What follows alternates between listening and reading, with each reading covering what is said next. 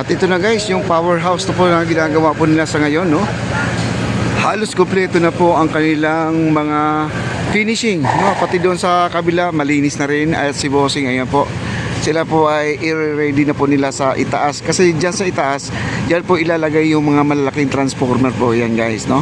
At ito yung pinaka-breaker, yung sa ilalim. Yan.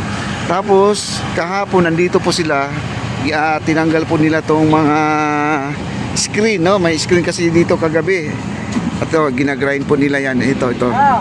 Pinutol na po nila, no? Yan, pinutol nila. Kasi hanggang dito yung cyclone wire. Ngayon, tinanggal na po nila. At nakita nyo naman, no? At pinakinis na po nila yan. Naka-finishing na. May nagtatanong kasi dito, yung gilid daw, itong may cyclone wire, kung sisimintuhin daw yan. Hindi po, kasi yun po ay bakod na po ng ano yan, may stransa. Kaya yung parking natin dyan, no? Hindi na po nila sisimintuhin yan.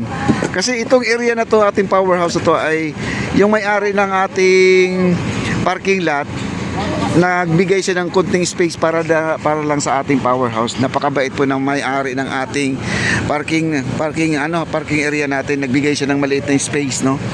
Sa akin malaki na rin 'yan. Okay? At dito guys, puntahan po natin dito.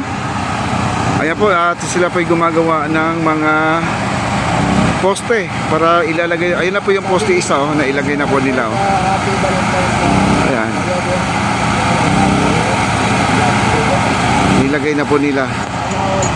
At sa baba may nagwi-welding. Ayan po, kinukumpuni po nila yung mga poste na pinagdudugtong po nila yan.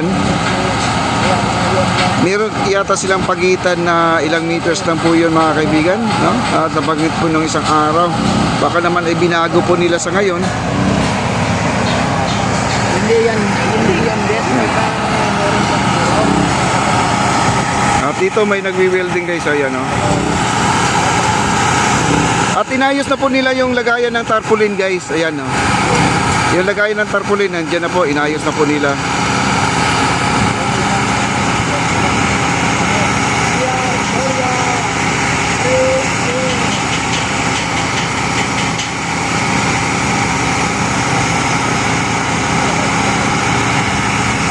At gumagana ngayon ang kanilang generator. Gawa ng nagwi-welding sila guys.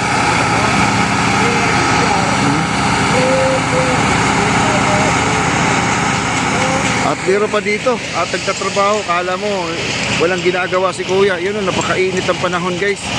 Ayan si kuya, nandito pa, nagkukuskos dito. Siya po ay tinatanggal yung mga mancha-mancha na lang po dito. Napakahirap po ng kasi tinatanggal yung mga simento. Kasi natalsikan po ng mga simento yan. At tinatanggal niya. Wow, ang lapad na guys. Kita nyo naman, Grabe. Ang ganda-ganda na.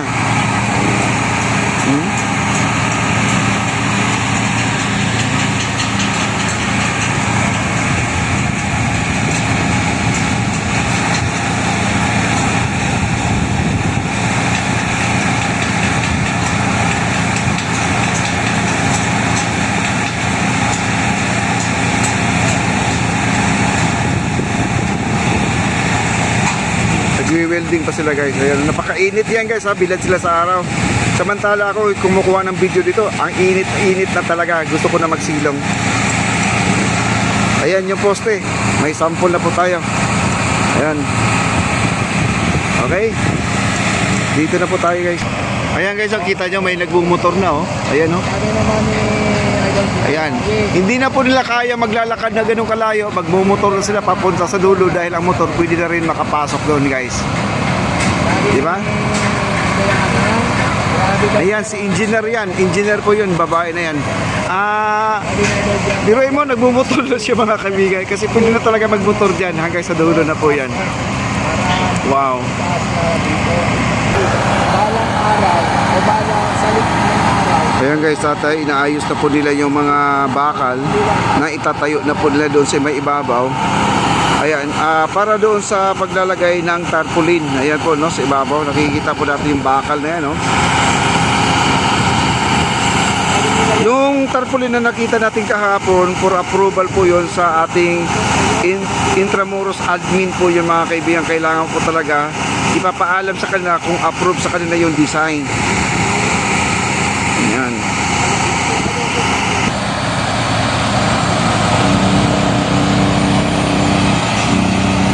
Sabi naman ni Idol Giardoria, Flora Dios, lang Mayota sa Pari-Pariola.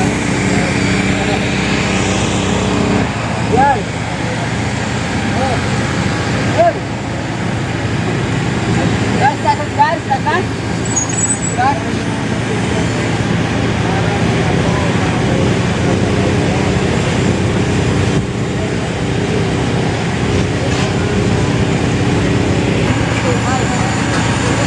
Dapat may guardian mo peso sa taas, no?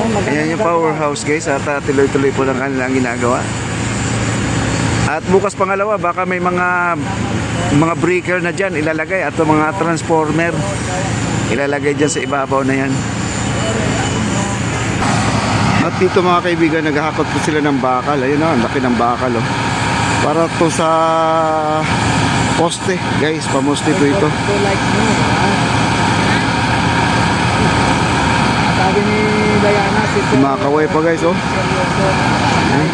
Pero ang bigat yung bakal na yan, parang 4 yata yung laki na yan, no? 4. Puro history kasi pumapasok sa akin. Ngayon, puputulin niya. At ito po ang ginagamit nila guys sa pailaw natin. Mas maganda ngayon mga history kasi parang nasa school ang tayo.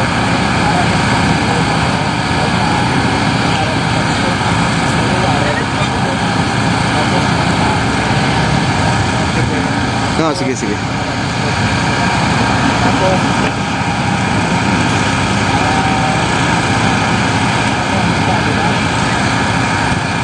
lamang yun. Ano kasi ko, bago ako kasi nag-vlog, ang gusto ko kasi, adventure, kaya linagyan ko ng adventure. Tapos, paano yung tawag ko na na sa adventure ko lang. Gusto ko yung nakatawa na gano'n. Joke lang.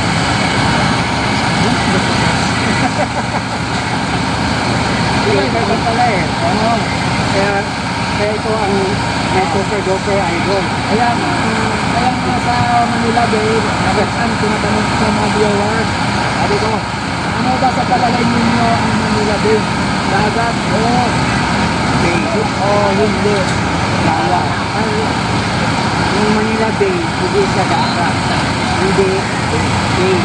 Kasi kung naging Manila Bay, kung dagat na, dapat Manila Sea. Oo. Di ba yung sabi mo, dapat Manila Sea? Oo. Bakit Manila Bay? Di ba? Kasi hindi siya dagat. Kung naging dagat siya, dapat Manila Kaya po, break time na po nila at pahinga na po ang ating mga workers, no? Sila po ay merienda time na po tayo guys. Karagatan yun. Kasi, karagatan lang.